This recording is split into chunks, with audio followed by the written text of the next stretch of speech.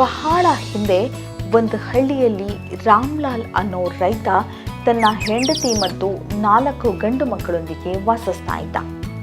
ರಾಮ್ಲಾಲ್ ತನ್ನ ಕುಟುಂಬವನ್ನ ಪೋಷಿಸೋದಕ್ಕೆ ಹೊಲದಲ್ಲಿ ಹಗಲಿರುಳು ದುಡಿತಾ ಇದ್ದ.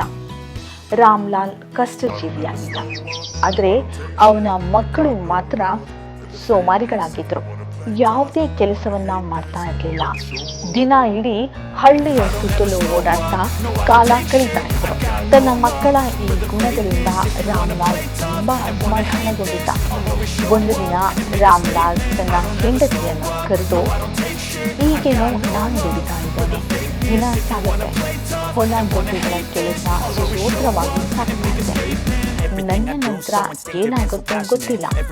ಇವರಂತೂ ಕಷ್ಟಪಟ್ಟು ದುಡಿಯಲ್ಲ, ಯಾವತ್ತೂ ಹೊಲಕ್ಕೆ ಹೋಗಲ್ಲ ಅಂತ ಬೇಸರದಿಂದ ಹೇಳ್ತಾನೆ. ಆಗ ರಾಮ್ಲಾಲ್ ಪತ್ನಿ ಚಂದಿಸ್ಬೇಡಿ, ನಿಧಾನವಾಗಿ ಅವರಿಗೂ ಬುದ್ಧಿ ಜವಾಬ್ದಾರಿ ಎಲ್ಲವೂ ಬರುತ್ತೆ, ಅವರು ಕೂಡ ಕೆಲಸ ಮಾಡೋದಕ್ಕೆ ಆರಂಭಿಸ್ತಾರೆ ಅಂತ ಸಮಾಧಾನ ಪಡಿಸ್ತಾಳೆ. ಸಮಯ ಕಳೆದರೂ ರಾಮ್ಲಾಲ್ ಹುಡುಗರು ಮಾತ್ರ ಸುಧಾರಿಸಲ್ಲ. ಅದೇ ಜಡತ್ವ, ಆಲಸ್ಯ, ದಿನ ಇಡೀ ತಿರುಗಾಡೋ ಅಭ್ಯಾಸ. ಒಂದು ದಿನ ರಾಮ್ಲಾಲ್ ಅನಾರೋಗ್ಯಕ್ಕೆ ತುತ್ತಾದ. ಈ ಅನಾರೋಗ್ಯ ದೀರ್ಘಕಾಲದವರೆಗೆ ಮುಂದುವರಿಯಿತು.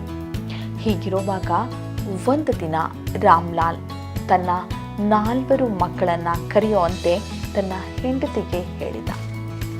ಮಕ್ಕಳು ಬಂದ ಮೇಲೆ ರಾಮ್ಲಾಲ್, ನಾನು ಹೆಚ್ಚು ದಿನ ಬದುಕಿರೋದಿಲ್ಲ ಅಂತ ತೋರುತ್ತೆ ಅಂತ ಹೇಳ್ತಾನೆ.